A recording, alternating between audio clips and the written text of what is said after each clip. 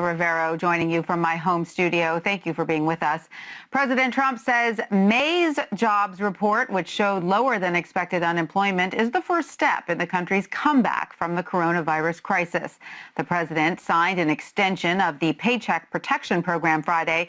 During the ceremony, he said the jobs report was, quote, the greatest thing that can happen for race relations. He also appeared to suggest George Floyd, whose killing by Minneapolis police officers sparked nationwide protests, would be celebrating the announcement.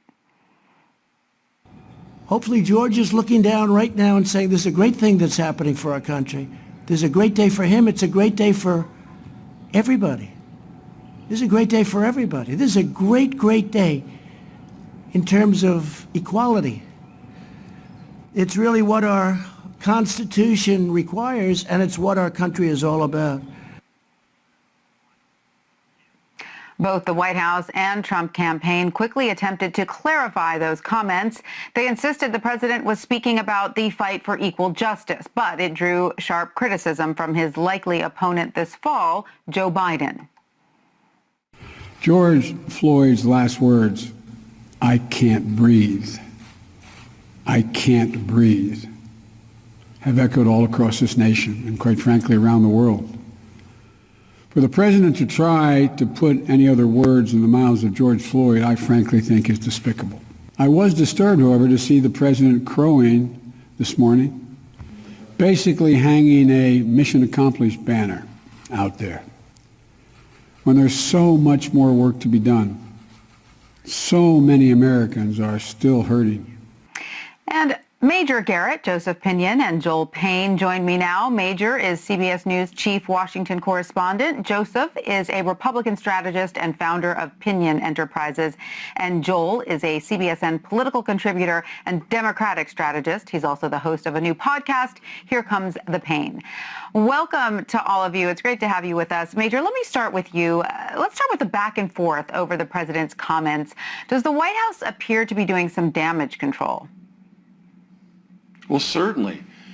The White House knows that the last thing the country wanted to hear, needed to hear, and still this moment of reconciling to the ugly truth of George Floyd's killing and everything it suggests about policing in this country and long ignored issues related to policing in this country. The last thing the nation, most of the nation, maybe some Trump supporters still thought it was a good idea, wants to hear from the president is, oh, this slain innocent person who was not resisting arrest, killed at the hands of Minneapolis police, having a knee on his neck for more than 8 minutes, he's looking down and smiling on all this because we had a good jobs report, and the president considers that a nice counter-narrative politically to an otherwise miserable week for his administration and for his political future.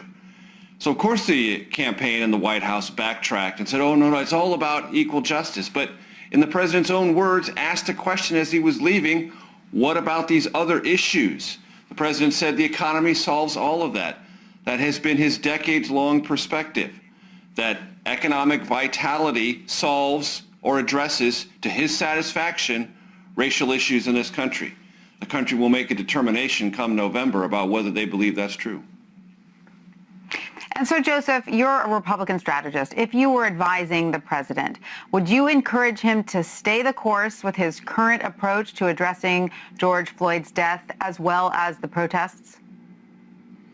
Absolutely not. I think we've always known that a presidency is judged by how the man meets the moment. And I think that President Trump is missing his LBJ moment with some of the behaviors that he has exhibited over the past week. When you look at the fact that, again, George Floyd's last words were, "I can't breathe," and they were similarly the last words of our brother, dear brother Garner, "I can't breathe." But there are black Americans all over this country who can't breathe. George Floyd's daughter won't be able to breathe every time that someone has a father-daughter dance. My mother somehow can't breathe when I call her at night while I'm walking my dog. And that's the experience for many Americans who simply do not feel as if they've gotten the full warm embrace of an America that is always preaching about liberty. So I think I would advise the president that he can either be part of the solution or he can contribute to the problem but also advise America that we cannot lay our burdens down at the feet of President Trump, because this issue predates him, and if we don't deal with it with the fervent needs of the present, the fierce necessity of the now, then we're going to keep dealing with this over and over again, and many Americans are simply tired of it. And though, do you think that, Joseph, as a Republican strategist, is the party as a whole receptive to this need for change? Look, I think this has been an eye-opening moment for many Americans. I think, again, Rosa Parks was not the first person who simply was tired and did not want to get up. But she was simply the first person who had the profile that a broader spectrum of Americans would be receptive to her pleas. I think similarly to what happened with George Floyd, I think that as much as black people have said over and over again, that this is our reality, that there were people who simply could not believe that it would be possible to watch someone who goes out every day in the name of our inviolable Constitution to serve and protect, that someone can lose their life to their hands with a knee on their neck for 9 callous minutes with a smirk on their face. So I think that there are many Republicans, many conservatives, people of all walks of life who see this moment and say, my goodness, maybe it is time for me to open my eyes to perspective I was never quite receptive to previously. I have seen op-eds penned by conservatives that have said, in essence, I'm sorry to Colin Kaepernick, that I actually now see that he was correct in taking a knee, during the national anthem. I now see the point when I didn't before. But Joel, let me turn to you now. Joe Biden has spent the week linking efforts to combat racial injustice with efforts to combat economic equality. What do you make of that specific strategy? Well, I think it's wholly appropriate. If you actually dig deep into the president's victory lap celebration, whatever the heck that was this morning, 13% of the country unemployed, you'd actually, if you dig into the numbers, you'd see African-American unemployment actually went up. So while we're in this moment where apparently most of the country is starting to be awakened to the unique struggles of the African-American community, that African-American experience got harder over the last month, not easier economically. And I think that as much as African Americans are angered and are frustrated and are completely blown out of the water by what they see from the situation with the police violence against George Floyd, they're also frustrated because it's not safe for them to go out of their homes because we're predisposed to coronavirus. And it's not safe for them to go back to work. And so there's not the paychecks that are rolling into those households. So it's appropriate for Joe Biden to focus on those issues. Those are wholly the issues of African Americans right now. It's why African Americans in large numbers are out on the streets screaming to be heard right now. And so, Major, do the responses then that we've seen from President Trump and from Joe Biden underscore the perhaps differing roles they believe the federal government should play in addressing race issues? Of course. I mean, Republicans generally are for less federal involvement. And this president in particular wants less federal involvement unless it's reducing regulations, cutting taxes, or putting his favored strict constructionist judges on the federal bench. Then he wants lots of federal involvement. But in general, ideologically, this is a difference. Now, Joe Biden has some work to do here. Anyone in the African American community that looks at his career knows that he's created some compensatory language, and he has to talk about the crime bill that he drafted in 1994 that many in the African American community and other communities looking at criminal justice reform say wittingly or unwittingly created a climate and an atmosphere and a reality of large or mass incarceration. So Joe Biden has a history on this, and he's got to deal with that history. I had a long conversation for my podcast, The Takeout with Karen Bass, who is the leader of the Congressional Black Caucus and spearheading legislative efforts in the House on these policing issues. And she said, I opposed that bill. I thought it would lead to mass incarceration, but I also knew that there was if not crime wave in our country, deep-seated community concern about violence and that something had to be done. And I'm not saying she gave Joe Biden a pass, but she gave a larger and more sympathetic context around it than some in the African American community have. But yes, this illustrates a difference in approach, and that difference in approach is going to carry through this campaign. And one thing I would observe about this moment that I think might be different, not only in terms of the size of the protests we're seeing, the longevity of them, and the diversity of the crowds, My experience with the generation of Americans who are 18 to 30, particularly 18 to 25, is that they don't always default to it's the economy stupid. That as long as the economy is fine, everything is fine. They have a more nuanced interpretation of things. And on this matter, justice matters. They won't be placated by, in my opinion, based on my interactions with them, a robust economy if these other issues are not being dealt with. They have an intense interest in these issues and are willing, as they've shown in the last week, to take the streets and stay there in pursuit of something that looks more just to them, whether or not the economy is rebounding or not. And I'm not sure many Republicans have any sense of that at all, and I'm quite confident this White House does not. Very interesting, Major. Joel, I want to ask you now then, how does Biden convince voters that he and the federal government that he hopes to lead can deal with the issues now facing Americans? I think it comes down to accountability, and here's why, Tanya. You know, yes, Donald Trump is the ire of many of those folks who've been in the streets the last 2 weeks, but it's not just Donald Trump. I actually agree with what Joseph said earlier. There is a generation of discontent with the traditional institutional remedies that a lot of Americans have been presented, right? They've been told, go register to vote. They've been told, sign up for the census. And what are they met with? Voter suppression, gerrymandering. All of the things they've been told to do have been countered by other measures in the system, blocking progress. They've even had presidents like Barack Obama, who they love personally, but they did not see the kind of change at the speed that they wanted to see it. So they need a leadership that's accountable, and that's from Democrats as well. It's not just from Republicans. So, yes, you can tell them to don't boo vote, as Barack Obama likes to say, but they're also going to need to see what you're going to do when you're in office. They need to see, they need the receipts and they need the invoices.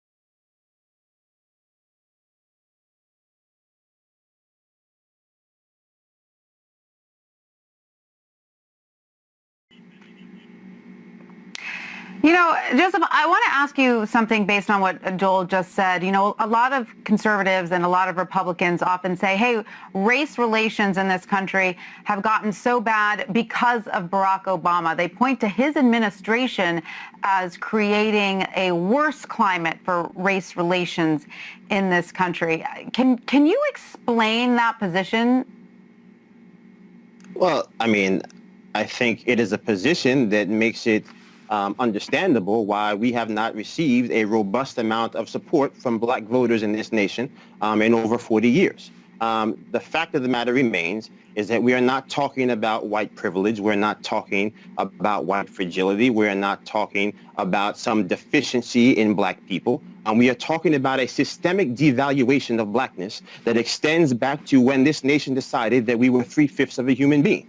And apparently now in the 2020 America, we are apparently worth less than a fake $20 bill. So I think if we can just focus on that key point, that we can have a conservative movement that says that people should literally fight for their right to die in their church pews. We should certainly, people should have the right to be able to take care of their families without having to have a knee on their neck until they defecate on themselves, that a child should be able to walk home without being harassed with a pack of Skittles in his pocket, without ending up dead, that a child like Tamir Eliza Rice should be able to play in a park without being shot dead by police in 0.2 seconds, where John Crawford can be able to go to a Walmart in an open carry state where they sell toy guns and be shot dead in aisle 11 holding one.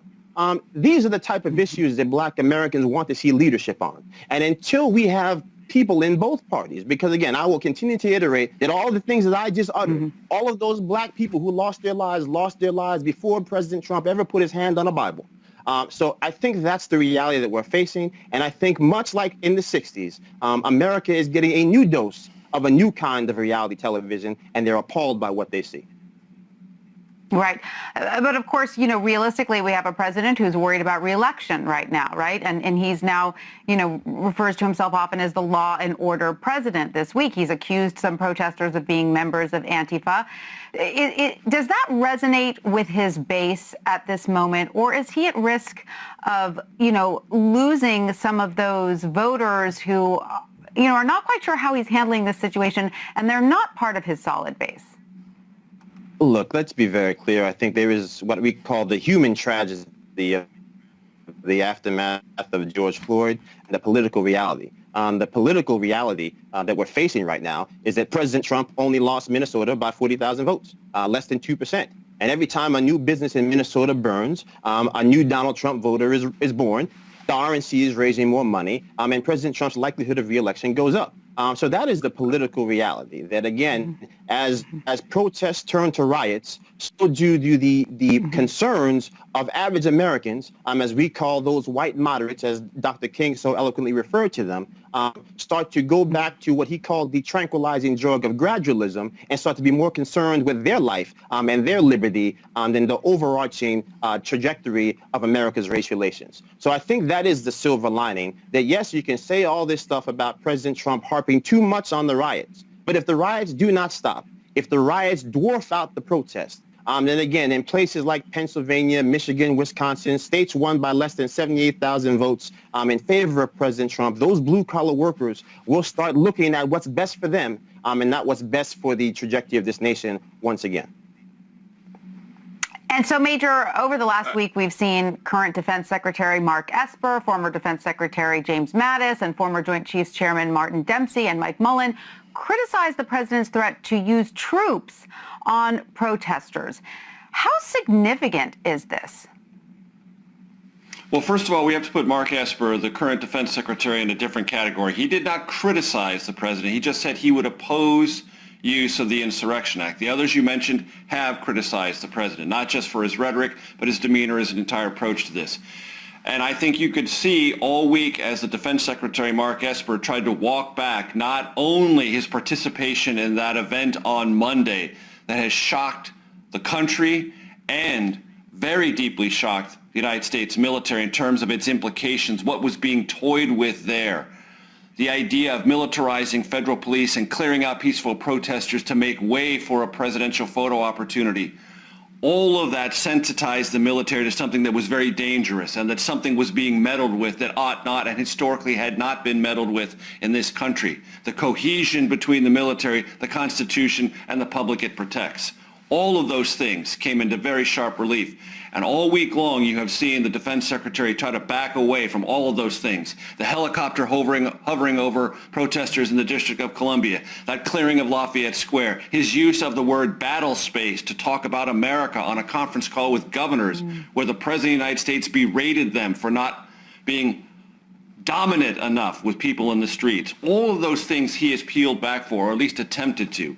And then former high-ranking generals have said, this is not normal, this is not correct, this must be stopped in ways, their words not mine, they could remain silent no longer. That is suggestive of something that's not only a rhetorical act on their part, but reflective of a deep anxiety about something they fear might be coming. And we should underscore that many of those former generals who spoke of this have been all over this world on behalf of this country, this Constitution, this flag. They've seen autocrats up front, up close. They have seen failed states metastasize into ruin. They know what it looks like. They want us to heed their words.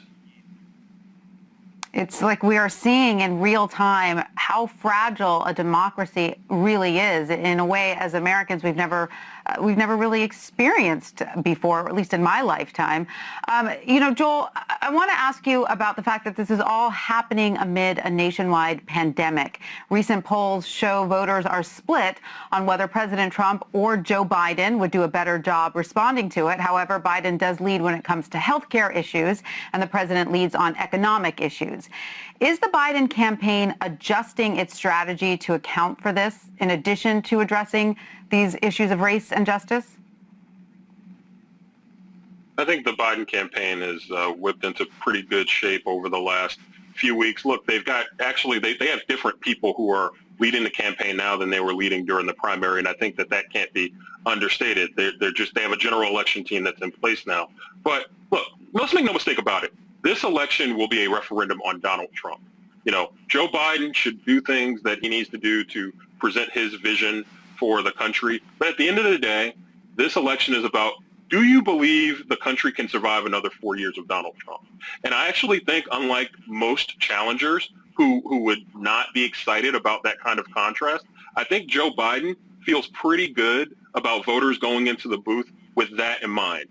Was this country better served by having Donald Trump oversee the response to coronavirus? Was this country better served by having Donald Trump oversee the response to a racial explosion of emotions and energy over the last 2 weeks?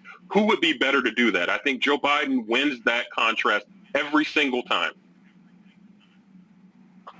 Joseph, I want to ask you about polls that are showing that some of the president's support among evangelicals and the nation's Catholics, who are among his, most solid supporters, some of that support is slipping. There is some evidence that it could be because of the most recent sort of ill-advised, one would say, photo op with the Bible in front of St. James Church.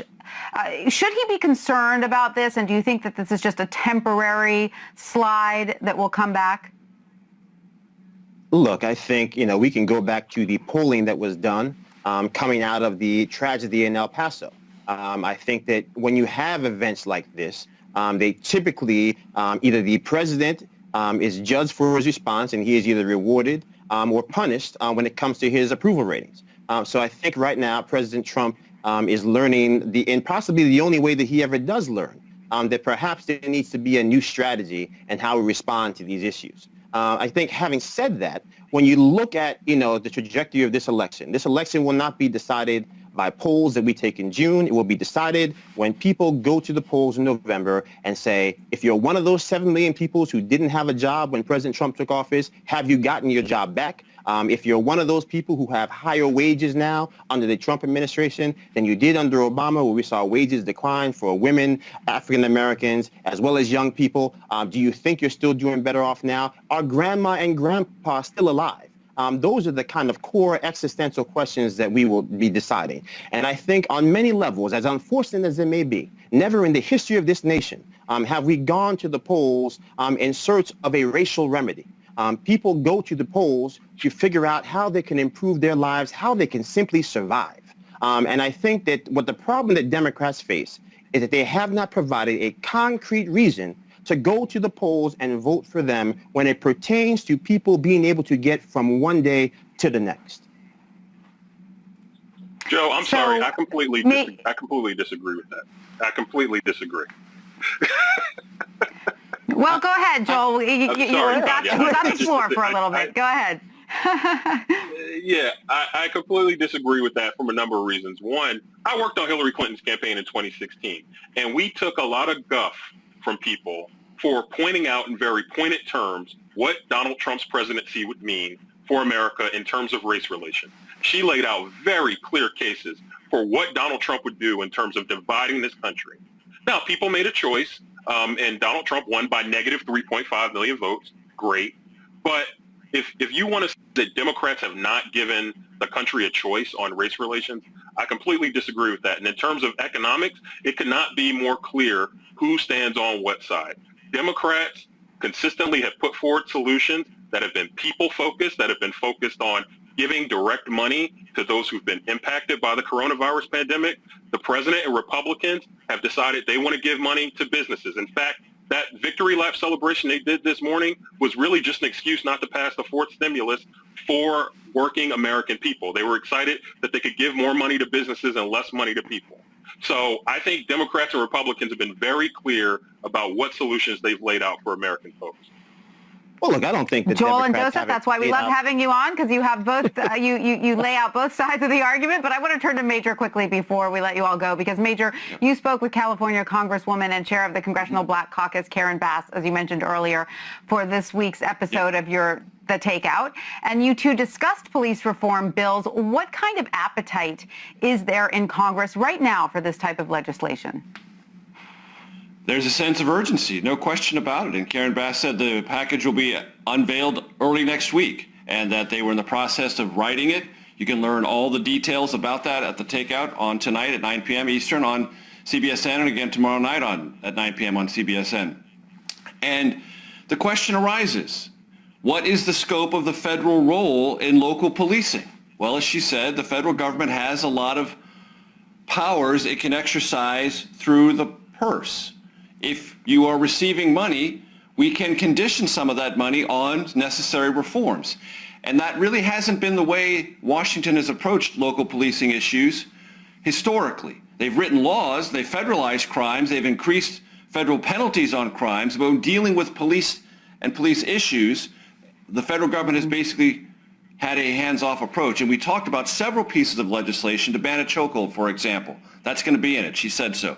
That piece of legislation was drafted and introduced for the first time in 2015, 5 years ago. Also, a national database on police officers accused of brutality, not once but more times. That also was introduced 5 years ago, very likely to be part of the package. Inducements at the federal level for community-oriented policing, not just financing of it, but better training and more monitoring of the way that police officers are trained. Lots of different things are on the table. She said it will be a comprehensive piece of legislation. They're going to go big, not small. She also said something I think is interesting, which speaks to the question of the appetite.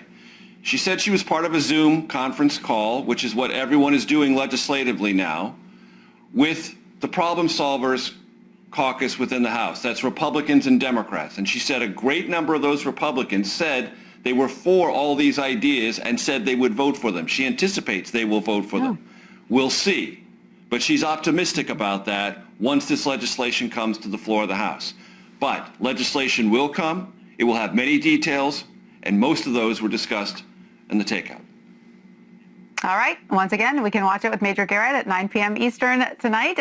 Major, thank you. Joseph Pinion and Joel Payne, thanks to you all as well. Always a pleasure having you together on the show. Thank you. Thank you.